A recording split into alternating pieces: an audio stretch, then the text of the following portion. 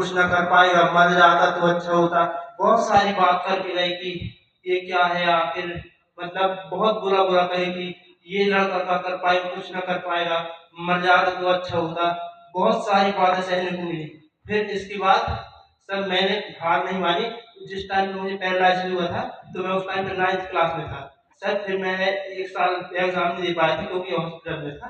फिर इसके बाद मैंने अगले साल फिर एग्जाम दिया 9th क्लास का, तो मेरे 93.4 मार्क्स आए थे। फिर इसके बाद सर मैं 10th क्लास में आया, तो 10th क्लास की मैं मेरी काफ़ी अच्छी परसेंट आए थे, करीब 76 आए थे। फिर इस 11 में सर मैंने पूरे स्कूल में टॉप किया था, और 12th में सर मेरे करीब 74% आए थे। फिर मैं इसके बाद विनर्स से जुड़ा। विनर्स से मैं आज सर की पहले वीडियो देखता था, उसकी मल्टीप्लिकेशन और कैलकुलेशन वाली वीडियो 2018-19 में देखता था। फिर इसके बाद 2 साल के लिए गैप हो गया था मेरा, क्योंकि बहुत सारी हालत गंभीर हो गई थी। सब कुछ मतलब वो करना पॉसिबल नहीं हो पा रहा था, सब कुछ पढ़ पाना पॉसिबल नहीं था। तो सर फिर उसके बाद मैं पिछले साल सितंबर में कोर्स देता हूँ वर्ग 3 का। फिर उसके बाद मैंने सर 25 नवंबर 2024 को सेकेंड शिफ्ट में सर मेरा एग्जाम था। तो एग्जाम में सर मेरी 150 में से 106 मार्क्स आए थे।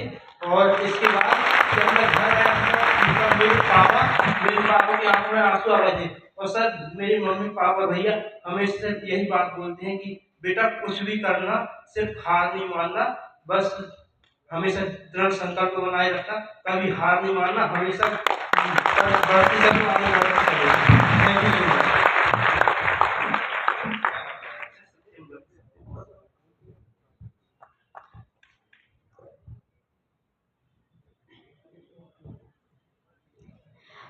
एक्चुअली काफ़ी इंस्पायरिंग स्टोरी था। मतलब लिटरली मैं इतनी देर से बोल रही हूँ, सबके लिए वर्ड्स का कुछ कमी नहीं रहा, बहुत सारी चीज़ें बहुत सारे लोगों के लिए सब कुछ बोला। बट जब हम ऐसी स्टोरी सुनते हैं तब एक्चुअली हमें गूज़बम्प्स आ जाते हैं, हमारे रोंगटे खड़े हो जाते हैं।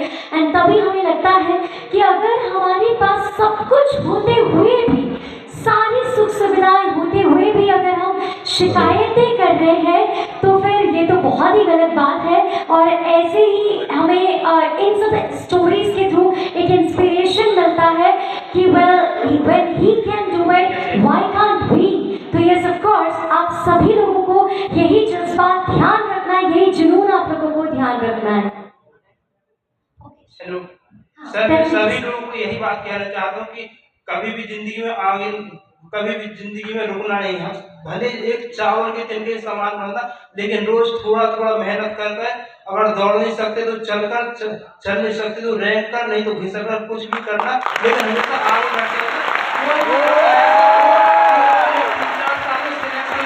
सभी लड़कों को, यहाँ जितने भी लड़के बैठे हुए हैं सभी को सिलेक्शन लेना है और अपने घर वालों का नाम रोशन करना है। Thank you so much. Thank you sir.